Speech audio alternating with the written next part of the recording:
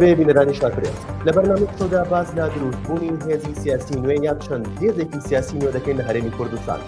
دەپرسین ئایا ئێستا کاتێکی گونجاوە بۆ دروستبوونی هێزێکی سیاسی نوێ لە هەرێمی کوردستاندا؟ دەپرسین دروستبوونی هێزی سیاسی نوێ لە بەرژەوەندی چێدایە و چەند ئەوانەی لە پشت دروستبوونی هێزی سیاسی نوێەوە. گفتوگۆی ئەمتەوە دەکەین بە میوانداری دکتۆر کاروان حەمەساڵح لێکۆڵەر و چاودەری سیاسی کە ڕاستەخۆ لە شاری سلێمانیەوە لەگەڵمانە. دکتۆر کاروان سڵاوت دەبێ ئەم کاتت باش. هەوڵ و جموجۆڵ هەیە بۆ دروستبوونی هێزی سیاسی نوێ لە هەرێمی کوردستاندا.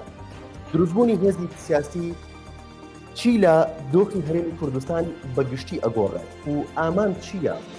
لە دروستبوونی هێزێکی سیاسی نوێ لە ئێستادا؟ بەڵێ سەرەتا سواز بۆ جەنابەت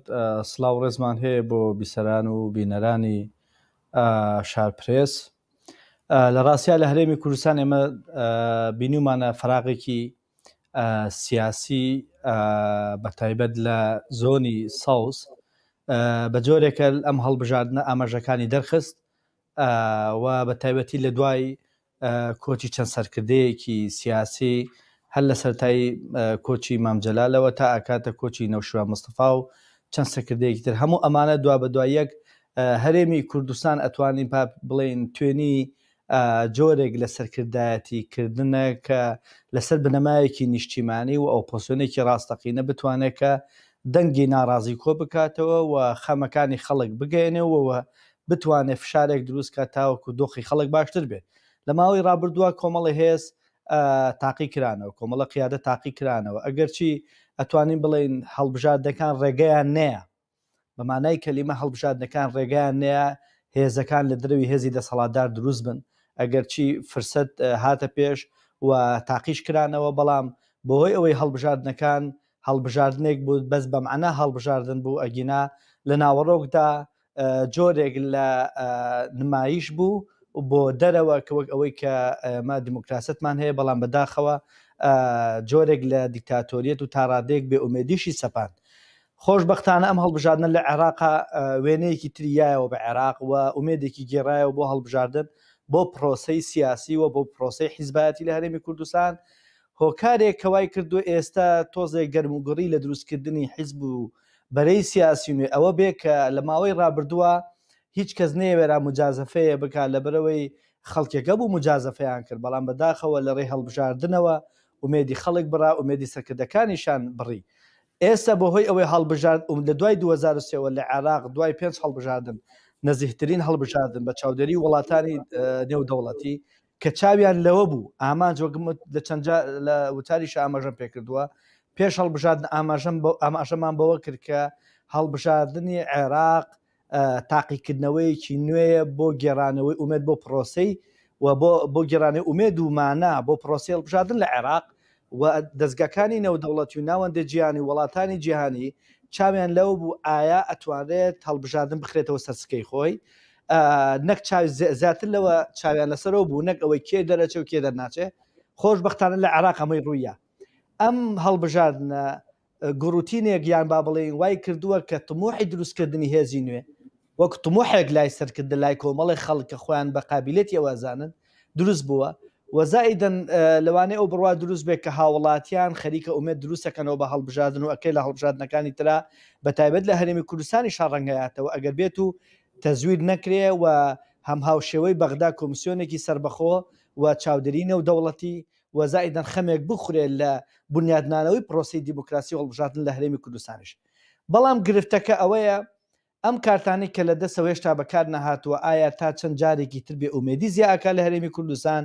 یان بە پێچەوانەوە ئێمە خاوەنی کۆمەڵی سەرکردە یا چەند سەرکردەیەکین کە بتوانێت بە حەقیقی دەنگە ناڕازەکان کۆ بکاتەوە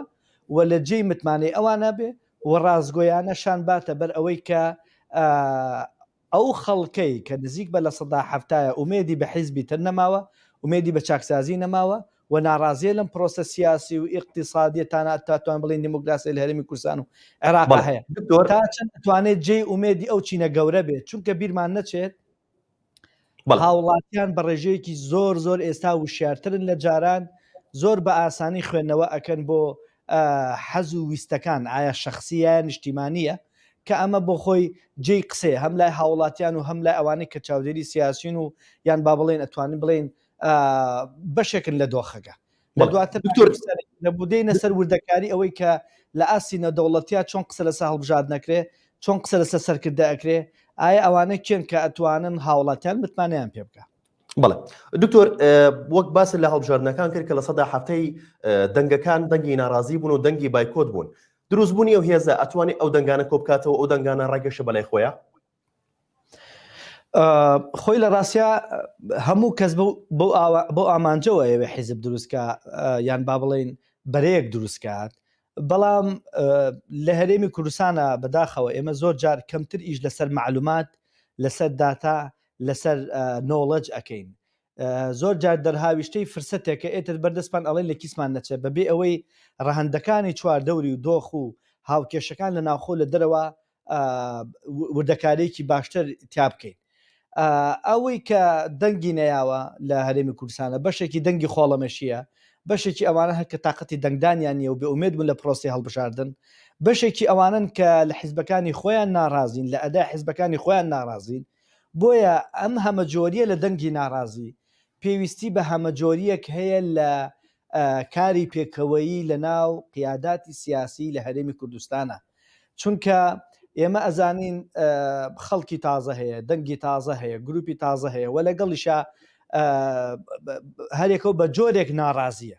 بەڵام زۆر گرنگە ڕوویایەکی هاوبەش هەبێ ئەمانە کۆ بکاتەوە چونکە دوجار ئەمانە هەری کەسە بۆ خۆی کۆمەڵە خەڵگەیە کە گوێ لێ ئەگرێت من ئەمێ ئەوە ژادی ئێوە بخەمەوە یعنی ئێستا ئێمە حیزبمان هەیە معارەزەیە ینی لە زۆرێک لە بەرەکان معارەزەیە ئایا تا ئێستا ئەمانەی کە ناڕازینەوە ئەمانەی کە ئومێدی ئەوان هەیە کە حیزب دروستکەن تا چەند لەگەڵ ئەوانە دانیشتون بۆ لەبەر ئەوەی کە ئێمە بڕاستی ببین لەوە بکەین و تواناکان یەک بخەین پشتیوانی یەکتر بین باشتر بەڕای من باشتر لەوەی کە ئێستا لە هەرێمی کوردستانە کە پێم وایە حیزبی نوێی هەڵناگرێ ئەکرێ ئەو حیزبانەی کە کەوتون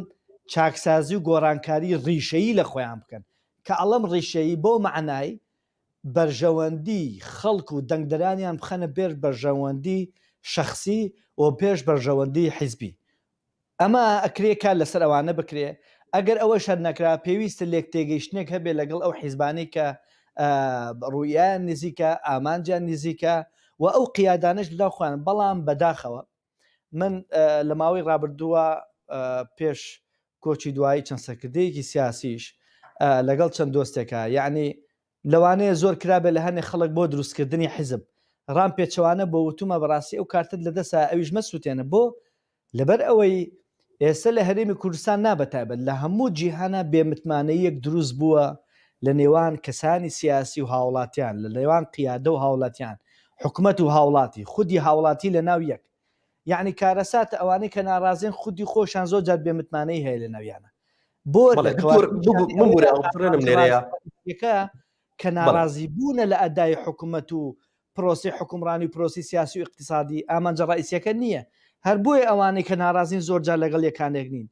نە ئەبێ ئامانجە گەورەکە ئەمانە یەک بخە بۆیە هەتاوەکو زەمینە سازیەکی وردی باش نەکرێت هاوشێوەی دۆخی 2019 کە بەداخەوە نەتیجەکەیش بینیمان ئاوا دەرچوو ئەکرێت لە هەوڵەکەیە باش هاتبێ بەس لە ناوەڕاست و لە چەند دۆخێکە غەڵەتی گەورە ڕوویابێت ئێمە هێشتا هەرێمی کوردستان دۆخی ناڕازی لە هەرێمی کوردستانە هێشتا ماوێتی بگاتە قۆناغی 2009-2010ش کە متمانەیەکی زۆر هەبوو بۆ دروستکردنی بەرەیەکی فراوانی سیاسی چالاک ئێستا هاوڵاتی لە نێوان هاوڵاتی و حکوومەتە ئەفوو بەڵێ دکتۆر چی بکرێت بۆی ئەو متمانەیە بگەڕێتەوە لە نێوان هێز و لایەنە سیاسیەکانە و لەگەڵ هاوڵاتی ئاساییە ئێمە ئەبێ ئەگەر ڕخنە لە حکومە لە حیزبی دەسەڵاتدارەگرین کە بە شوێن بەرژەوەندی خۆیانەوە کە بەژێن بەرژەوەندی حیزبەوەن کە بە شوێن بەرژەوەندی شەخصیەوەن ئێمە ئەبێ بەرەی ناڕازی و ئەو کەسانی کە سیاسەتەکەن و پیان وایە ئەتوان لە دەروەیەکێتی و پارتی و حیزبەکانی تر باشتر خزمەتی هاوڵاتیانکەن ئەبێ بە عەمەلی نیشانی بدەن کە بڵێ ئەمان ئامانجی نیشتیمانی و ئامانجی هاوڵاتیانە خەنە پێش بەرژەوەندی و ئامانجەکانی خۆیانەوە یعنی گرفتەکە لەوایە بەبێ ئامادەسازی بی لەوە بکرێتەوە شتێک دروست کرێ ئەکرێ شخصێت 5 دق ئیسفادەی لێ بکات بەڵام دۆخی سیاسی هەرێمی کوردستان پێویستی بەشتی گەورەترە دۆخی سیاسی هەرێمی کوردستان پێویستی بەوەیە کە متمانە بگەڕێنرێتەوە بۆ چکە 10 ساڵ بۆ 12 ساڵ ئەبێ متمانی هاوڵاتیان زەرری پێئگات 10 ساڵ بۆ 12 ساڵ ئەبێت دۆخی سیاسی دۆخی هەڵبژاردن بە تەزویرەکانیەوە ئەمانە بێمتمانەی و بێئومێدی دروست کردووە بە سەرکردە بە هاوڵاتی بە بنکردە بە هەموو ئەمانە ئێمە پێویستمان بە ئامادەسازیەکی فراوانە بۆ دروستکردنەوەی متمانە ئەویش بەوە ئەبێ سەرکردە سیاسەکان پێیەک بخۆیانە بنن بۆ ئەوەی پێیەک نزیک بنەوە لە هاوڵاتیان بۆ ئەوی پێیەک نزیک بنەوە لە متمانە و لە خەڵکی لە هاوڵاتیان یەکەم هەڵبژاردنە لە عێراق هەڵبژاردنێکی تا ڕادێک سەرکەوتوو بێ و خەڵکیش هەوڵ و ماندوو بوونی لە ناوخۆی عێراقا لەگەڵایەوە و لە ئاستی نەودەوڵەتیش ئەمە نابێوا بکە کابرا بۆی 2 کورسی بپشڕێ لە هەرێمی کوردستان هەڵبژاردی بڵێ وەڵام من 2 کورسی مێ 3 کورسە مێ و مامەڵەی پێوە بکات بێت خواستی دروستکردنی بەرەیەکی فراوان نەبار بەرێ بۆیە زۆر گرنگە ئێمە پێویستمان بە دیراسە هەیە پێویستمان بە زانیاری هەیە لە ناوخۆی خۆمانە پێویستمان بە خوێنەوەی سایکۆلۆژیای هاوڵاتیان هەیە حەزەکەم شتێک بۆ جەنابەت ئاشکراکەم بۆ یەکەم جار لە شارپرێسەوە لە کۆنفرانسی جنێڤ بۆ کۆبوونەوە و وێناکردنەوەی سەرکردایەتیکردن لە جیهانە شتی زۆر زۆر گرنگ وروژێنرا لە دوای کۆرۆناوە کە ئایا سەرکردایەتیکردن چۆن بکرێتەوە لە ڕاستیە ئەوان ئاماژە بەوە کە نزیک بە 10 ساڵە دەیەکە شۆڕشی تەکنۆلۆژیا ڕوویاوە کە شۆڕشی تەکنۆلۆژیا لە سوودی گەنجان بووە دەی دۆمی شۆڕشی تەکنۆلۆژیا زۆر زۆر بەهێزترە بێت وا ئەکات سڤڵ لیدەرشیپ دروست بێ واتە قیادە بگەڕێتەوە بۆ دەستی هاوڵاتی ئەگەر ببینین ئەم هەڵبژاردنش دەرەنجامی ئەوە بوو کە قیادەی گێڕایەوە بۆ دەنگی هاوڵاتیان لە ماوەی داهاتوو شات شۆڕشی تەکنۆلۆژیا زۆر بەهێزتر فراوان ئەبێت ئەمە وا ئەکا ڕێژەی گەنجان کە لە 16 لە عێراقا کە زۆرترینیان دەستەگا بەم تەکنۆلۆژیایە زۆرترین ڕۆڵیان هەبێ لە دروستکردنی بڕیار و گۆڕینی بڕیار و دروستکردنی فشار بۆیە زۆر گرنگە ئێمە ئەگەر بێت و هاوکێشەکان هاوکێشە گۆڕاوەکان هاوکێشە نەگۆڕەکان هاوکێشەی سیاسی هاوکێشە ناوخۆی و دەرەیکەکان هەڵ نەسەنجێنین بێن بیر لەوە بکەینەوە بە 200,000 کەسمان لەگەڵا بێت ئێمە گرنگە بزانانی عێراق بەرەوکوێ ڕوا جیهان لە دوای کۆرۆناوە بەرەوکوێ ڕوا سیستەمی هەڵبژاردن بەرەوکوێ ڕوا دۆخی گەنجان بەرەوکوێ ڕوا یعنی ئەگەر دیقەت بە حیزب هەبووە لەم هەڵبژاردنە بەبێ دیراسە هەڵبژاردنێک کە هەڵبژاردننی فرەباز نەبووە باشە بە هەمان سیستەمی هەڵبژاردننی بازنەی فراوان کەمپین هەڵبژاردننی کردووە کەواتە ئێمە هێشتا لە سەرەتاییترین شێوازەکانی بەڕێوەبردننی حیزب و سیاسەتیش تێ نەگەیشتون کە سیستەمێکی هەڵبژاردن گۆڕاوە بە شتێکی ترکە زۆری فەرقە بەس بە هەمان ئامڕازی کۆن کەمپین هەڵبژاردنەکەین ئەمە تەنها نمونەیەکی بچووکە ئەگەر بۆ پرۆسی سیاسی لە عالەمە گۆڕانکاری زۆر ڕوویاوە یعنی ئێستا لە شارپرێسەوە ئەتوانێت ڕای گشتی دروست کرێ ئەتوانێت لە فڵان میدیاوە گۆڕانکاری لە بڕیارێکی مەکتەبی سیاسیە ڕوونکردنەوە بە چەند دەستگایەک بدا ئەمە نیشانی ئەوەیە بەڵێ تەکنۆلۆژیا ڕۆڵی زۆر گەورەی هەیە لە ناویشا گەنجان بەو معناویستم ئاماژە بەوە بەم لە داهاتووە زیاتر لە جاران ڕۆڵی قیادە ئەگەڕێنرێتەوە بۆ مەدەنیە بۆ سڤڵ بۆ هاوڵاتیان بۆ تاک هەر بۆیە بینیمان ئەوە سۆشیال میدیا و کە ئێمە بە کەم ئەرزشە زانین ئەوە میدیایی ئەم جۆرەیە کە ئێمە بە کەمیان نەزانین بەڵام ببینە چ کاریگەریکی گەورەی هەبووە لەسەر ئەوەی کە خەڵک نەچۆ بۆ دەنگدان کە کارێک چۆن پەیوەندیان بەیەکەوە بەستووە چۆن بێمتمانەیەکە بە ئاسانی گوازراوەتەوە چۆن نەیهێشت وەک جاران هەڵەی سیاسی و هەڵەی ئەحزابەکان لە بیری خەڵک نەچێتەوە ئەم قۆناغەت پێبڕی بڵێن هاوڵاتیان شتی بیرەچێتەوە بڵێ هاوڵاتیان زۆر لە جاران وشارتن بۆ ئەمە شۆڕشی تەکنۆلۆژیا زۆر هاوکارە بۆ ئەمە و لە داهاتووە زیاتر هاوکارە بێ بۆیە گرنگە سایکۆلۆژیای هاوڵاتیان لە عێراق و هەرێمی کوردستان باش دیراسە بکرێت دۆخەکە بەرەوکوێ ئەچێ وەزائیدەن سەرەتاییترین هەنگاو بێویستە لە نێوان ناڕازیەکانە متمانە دروست کرێتەوە پێویستە ئامانجێکی نیشتیمانی دروست کرێت بڵێ دکتۆر کاروان با دروستبوونی هێزێکی سیاسی نوێ هێز و لایەنە سیاسەکانی دیکە بە تایبەت پارتی وەکێتی چ کاردانەوەیکیانە بێت؟ واللهی با من بەسەراحەت پێ بڵم ئەراوە شخصێکی سیاسی زۆر زەختی لێ ئەکرا کە حیزب دروست بکات. من بە ڕاشکاوانە پێم وتم لەوانەیە هەر لۆبی بکرێ بۆی تو ئەو کارتە بەکاربێنیت و کارتەکەت بسووتێ. یعنی چکە دروستکردنی حیزب لە ئێستاە من پێم وایە حیزبی تر دروست کراوە. باشە یەکێک لە سەرۆکی حیزبەکان دوسێ ڕۆژ لەوە پێش یعنی وتە بێژەکان بە شخصی بە منی وتی کاگە هەچ حیزبێ دروستەکرێ هەچ کەسێ دروستەکرێ یەکەم شوێنی ئێمە پشتیوانیانەکەین، یەکەم شوێنی کە ئێمە هەموو شتێکمانیانە خەینە بەردەست، بەس بزانین ئەتوانن چی بکەن بەتەنیا. من لەگەڵ ئەوان بەڕاستی هیچ جێزێ ئێستا بەتەنیا ناتوانێت بەتەنیا ئامانجی گەورەی هاوڵاتیان جێبەجێکات، چونکە خواستەکانی هاوڵاتیان زۆر گەورن، بێئومێدیەکەی هاوڵاتیان زۆر گەورەیە لە پرۆسی سیاسی حکومڕانی و حیزبی وەلزائیدەن لە زۆرێک لە قیادەکان. بۆیە هەوڵێکی گشتگیری هەمەلایەنەی ئەوێ بۆ ئەوەی هێزێکی فراوانی بەهێز دروستکرێ لە ڕووی سیاسیەوە، لە ڕووی میدیاییەوە، لە ڕووی داراییەوە، لە ڕووی سەنەدی نێودەوڵەتیەوە، چکە ناکرێ بەڕاستی ئەمە جارێکی تر پرۆسی بێئومێدکردنی هاوڵاتیان نوێ بکەینەوە. ئێمە پێویستمان بە یەخستنی تواناکانە،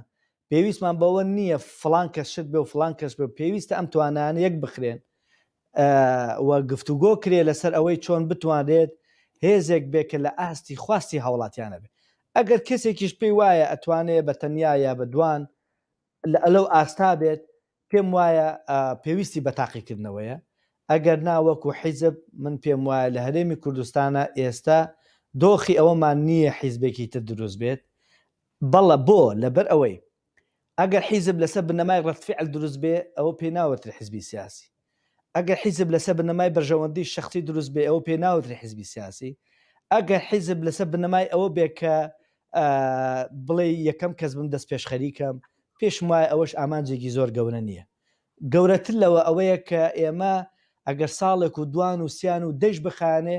هەتاوەکو لێک تێگەیشتێکی فرەوان لە نێوان دەنگە ناڕازەکان و لە نێوان ئەوانەی کە ئەیانەوێ ئەم وڵاتە تۆزێک بخەنە سەر پێ دروست نەکرێت، پێم وایە دەستبردن بۆ هەچ کارتێک جارێکی تر نوێکردنەوەی بە ئومێدیە. بەڵێ دکتۆر کاروان ئەو هێزی کە دروست دەبێت بە چ میکانیزمێک کار بکات تاکو ئەو هێزولایانانەی کە لە دەسەڵاتدان تیان پەڕێنێت؟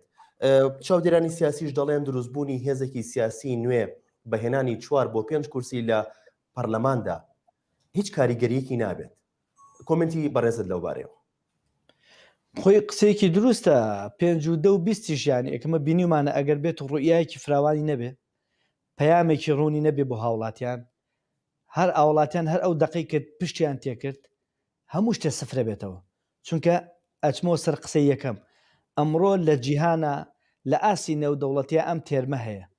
هاوڵاتیان قیادە ئەکەن، هاوڵاتیان بڕیارێن، بەڵام بۆ کوێ لە ناو کەوانەیەکە بۆ وڵاتێک کە هەڵبژاردن سەنگی هەبێ. ئێمە لە هەردوو حاڵتاگە ئەگەر سەنگی بێ ئەبێ گوێ لە هاوڵاتیان گریمزان هاوڵاتیان چی ئەوێ، ئایا هاوڵاتی بە 2 کورسی 4 کورسی ئیشەکەی ئەڕوات یانە بێ هێزەکە ئەوە فراوان بێ کە یەکسەر بتوانێت معادلەکە بگۆڕێ یا تا ڕادەیەک فشارێکی جددی بێ. باشە ئەگەر بێت و هەڵبژاردنیش ئەو معنای نەبێت و تەزویر بێ ئەوە کەواتە دروستکردنی هێزی سیاسی هەر بۆ خۆی لە ئەساسەوە غەڵەتە ئێستا بکرێت تا و کاتی مانە بۆ هەڵبژارد نەگەڕێتەوە. لە هەردوو حاڵەتەکە پێویستمان بە چاوەڕوانێکی ورد لێکۆڵینەوەیکی وردە لەسەر دۆخی سیاسی، لەسەر دۆخی هەڵبژاردن، لەسەر سایکۆلۆژیای هاوڵاتیان. چونکە بیرمان نەچێ هێزە بۆ 25 کورسی هەبووە و تا ڕادەیەک باش هێنابووی، بەڵام ئەوە تا بینیمان هاوڵاتیان چۆن مامەڵیان لەگەڵا کرد. ئێمە گرنگ لە نیەتەکە نییە، گرنگ لە سەرخستنی نیەتەکەی، لەوانەیە لە هەوڵە ئەم نیەتە باش بوو بێ، بەس تا چەند کە توانراوە ئەم نیەتە سەرکەوتوو بێت ئەم ئامانجە لا نەیات. بۆیە قسەیەکی ترمەیە بۆ هەم ئەو قیادانە بۆ هەچ کەسێک کە بیاوێ بەڕاستی حیزب دروستکە، گرنگ نییە تۆ لەم ساڵ و 2 ساڵ و 10 ساڵی خۆتان نەتیجەکەی ببینی. گرنگ ئەوەیە مۆدێلێکی هێرێمی کوردستان بە کورتی ئەتوانم بڵم پێویستی بە مۆدێلێکی نوێ حیزبایەتی و سیاستکردنە لە هەر شوێنێک دروست بێ ئەبێ هەمووی پشتیوانی بکە کە ئەڵەم مۆدێلێکی نوێی سیاسی حیزبی بۆ معنایی لەسەر بنەمای حەسە و وەزیری و کۆکردنەوەی ئەندام پەرلەمانی و نازانم ژمارەی پەرلەمانی و ئەمانە بنیادی پرۆژەی سیاسی خۆی نەنێ ئیش لەسەر ئەوەکە مۆدێلێکی سیاسی نوێ لە هەرێمی کوردستانە دروستکە کە وەڵامی داخوازەکانی هاوڵاتیان بێت وە شتێکی تەقلیدی نەبێت چونکە هاوڵاتیان تێگەیشت لە ماوەی ڕابردووە حیزبە پەرلەمانتاری هەیە فشارەکە بایکۆتەکە خۆپشاندانەکە بەڵام کاتێک کە مقارنەی ئەم هێزە ئەەکەی بە هێزی سەربازی و مادی و دیبلۆماسی و سەنەدی مادی و دارایی هێزی دەسەڵاتدار تۆ تێئەگەی لەوەی کە ئەمە تەنها کورسی و پۆست و کۆمەڵەشت ئەمێنێتەوە بۆ کۆمەڵی خەڵک ئەمە جارێکی تر بێ ئومێدی دروستەکاتەوە کۆمەڵی خەڵک پۆست وەرەگرێ بەڵام لەناو هەمویانە هاوڵاتیان زیانمەندە نە هێزێک ئەبێ بەرگەی 20 بۆ 30 ساڵ ئۆپۆسیۆن بوون بگرێت ئەمە مۆدێلی نوێ لە هەرێمی کوردستانە پێویستمان پێیەتی نەک هێزێک وا بزانێ بە 20 کورسی و 25 کورسی شەریک نەکرێ لە حکومەتە و دەسەڵاتی فعلی نەبێت لە دروستکردنی بڕیارە لە ڕووی سیاسی و ئابوووریەوە پێی وابێ ئەتوانێ بە کێکی حکومەت دەمی هاوڵاتیان شیرین کار نا پێم وایە بێ هێزێ دروست بێ هەتا ئەو کاتی استقرارێتی سیاسی و اقتصادی لە هەرێمی کوردستانە جێگیر نەبێ ئەگەر سێنەوە لە سەرکردەشی بەڕێ کردووە ئەبێ بید لەوە نەکاتەوە کە معارەزە نەبێ حیزب هەیە لە کاکە لە عالەما 30 بۆ 40 ساڵە معارەزەیە ئیشکالێتیانێت تا ئەو کاتێ ئەگا بە ئامانجی خۆی بەڵام زۆر گرنگە وێنە گەورەکە لە بیر نەچێتەوە لەلایەن ئەو مۆدێلە سیاسی نیەوە یا ئەو سەرکردانەوە کە یانێ مۆدلێکی سیاسی نوێ بەڵام بۆ ئەمەش پێویستان بە ورەبەرزی هەیە پێویستان بە یعنی ورەی بەرز و پشووی درێژ و زائیدەن بە معنای کەلیمە قیادە هەیە کە بتوانێت باجبا و بەرژەوەندی خۆی و شخصی و ژیانی خۆشی کابرا بە قوربانی بە دروستکردنی مۆدلێکی نوێی سیاسی کاکە کۆمەڵی سیاسی حیزبمانەیە ئێستا ئەتوانن مووقیف وەرگرن پێویستە ناڕازیەکان هەموو ئەمە هێزانە پێکەوە بیر لە شتی گەورەکەنەوە یعنی پێم وایە ینی ئەوە نییە بڵێ ئامادەش نەبن کە ئامادە نەبن ئتمام حجێشت لەسەر ئەوان کرد ئەو کاتە کار لەسەر دەنگە ناڕازیەکانەکەی کار لەسەر دابین دروستکردنی پەیام و ڕوئایەکی نیشتیمانی فراوان لەسەر بنەمایەک کە بەڕاستی کە سودمەندی یەکەم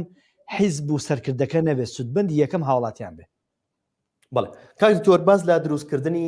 چەند هێزێکی سیاسی دەکرێت لە چەند لایەنێکەوە دروستبوونی چەند هێزێکی سیاسی بەجیا کاریگەری چی دەبێت و وەک کۆکردنەوەی هەموو دەنگە ناڕازیەکان و دروستبوونی یەک هێزی سیاسی هەمویان لە یەک هێزی سیاسیدا ئەمان کاریگەری چی دەبێت هەموو لە ئەگەزانێ ئەوە کە تۆزێ وشاری سیاسی بێ کە ئەزانێ هەموو دەنگە ناڕازەکان پێویستە لە یەک پرۆژە کۆبنەوە بەڵام بە معنایەک لێک تێگەیشتنێکی قوڵ لە نێوانیانە هەبێ نەک تەنها بەرژەوەندی کۆیان کاتەوە یان پرۆژەیەکی 5 ساڵی 10 ساڵی دروستکردنی کوتلەیەکی پەرلەمانی و چەند وەزیر و بەڕێوەبەری گشتی کۆیان کاتەوە ئەمە خاڵێکی زۆر زۆر گرنگە پێویستە بەڕای ئێمە پێویستە دروستکردنی مۆدێلێکی نوێی سیاسی و حیزبی ببێتە پرۆژەیەک بۆ ئەوەی کە هەموو لایەنە سیاسەکان کۆبێتەوە بەڵام دروستکردنی حیزبێکی سیاسی پێم وایە زیایە لە هەرێمی کوردستان ئەگە دروستکردنەکە مۆدێلێکی نوێی سیاستکردن و حیزبایەتیە کە هاوڵاتیان تایە سنتەر بن ئەوە بێ هەموو لایەنەکان پشتیوانیکەن بەڵام بەسەر بنەمای لێک تێگەشتێکی ورد و ڕێبۆخۆشکردنێکی سیاسی ژیرانە بەڵام ئەگەر بێت و ئێمە هەرچ کەسێک هەڵسە لە لای خۆیەوە هێزێک گروپێ دروستکە ئالێرەوە ڕایەگەێنم لەوانەیە لەسەر ئاستی شخصی ئیسفادی لێ بکە بەڵام لەسەر ئاستی نیشتیمانی و هاوڵاتیان بەداخەوە بە زیان ئەشکێتەوە جارێکی تر بێ ئومێدی دروستەکاتەوە ئەگەر چی زۆر جار لایەنی دەسەڵاتی ئێمە هەمومان سیاستمان کردووە خۆی لۆبی ئەکا بۆی چەند هێزێکی بچووک دروست بێت بۆی بێمتمانی دروست بێت بۆی دەنگی ناڕازی کرد بێت بۆ ئەوەی بێ ئومێدی دروست بێت جارێکی یعنی لە وڵاتان هەیە هێزەیە بە ئەنقەس خۆپشاندان دروستەکە بۆی هەر خۆشی سەرکوتی کات و بێ ئومێدی دروست بێت خەڵک نەچێتەوە سەر خۆپشاندان بە هەمان شێوە لە ئێستا کە زەمەنی ئەگەرچی بیزەبەت شەد نییە زەمەنی دقیق ئێست ئەمڕۆ بێ بەس لەم چەندین ساڵە لەوانەیە ئەگەرچی زەمەنی هێزێکی سیاسی مۆدێلی نوێی فراوان بێ لە ئێستەوە کارەکرێت بۆ ئەوەی ئەو ئامانجە گەورە بەدینێ ئەوش بەچی بە دروستکردنی چەند گروپێکی بچووک جان هێزێکی بچووک بۆیە زۆر گرنگە ئێمە تا چەند لەگەڵ بەرژەوەندی شخصی خۆمانانیان لەگەڵ بەرژەوەندی هاوڵاتیان بەرژەوەندی شخصی بەڵێ لەوانەیە بخوازە ئێستا تۆ هێزێ دروستکەی ئەو هێزێ دروست کات بۆ ئەوەی بچێتە معادلەیەکەوە بۆ ماوەیەکی زەمەنی و لەگەڵی خواستی ئەمە ئەو جێبەجێکات و شتێکی خۆشی ئەگەر چی لەوانە نیەتی پاک بێ بەڵام خراپێتەنە ئەو مووقیفەوە وەگەوەی کەوتم هێزی دەسەڵات زۆر جار لۆبی ئەکا کە کەسێک شتێک دروستکە فلان و فلان و فلان شتێک دروستکەن خۆشیان ئەگیان لە خۆیان نەبێت بەڵام ئەبێ ئێمە زۆر لەوە هۆشیارتر بین و هاوڵاتیان ئەوانی کە خەمی دۆخەکەیانە چونکە ئەوە ئێمە نزیکی ئەمساڵ 30 ساڵە هەرێمی کوردستان خاوەنی پەرلەمانی خۆیەتی 30 ساڵ سێ دەیە زۆرە بۆ ئەوەی کە ئێمە هێشتا لێک تێگەیشتێکی سیاسی وامان نەبوو بێ بۆ تێگەیشتێکی سیاسی وامان نەبوو بێ بۆ دۆخی سیاسی و اقتصادی هەرێمی کوردستان کە نەزانین هاوڵاتی چی ئەوێ هەرێمی کوردستان کەم و کورتەکانی چییە وەزائیدەن پێویستە بەچی هێزێک وەڵامی ئەمە بدرێتەوە. بەڵێ سوپاس بۆ دکتۆر کاروان حەمەساڵح لێکۆڵەر و چاودێری سیاسی کە بە شێوەیەکی ڕاستەوخۆ لەگەڵمان بوویت. سوپاس بۆ ئێوەش کە تا ئێستا بینەوە. سپاس بۆ ئێوەش.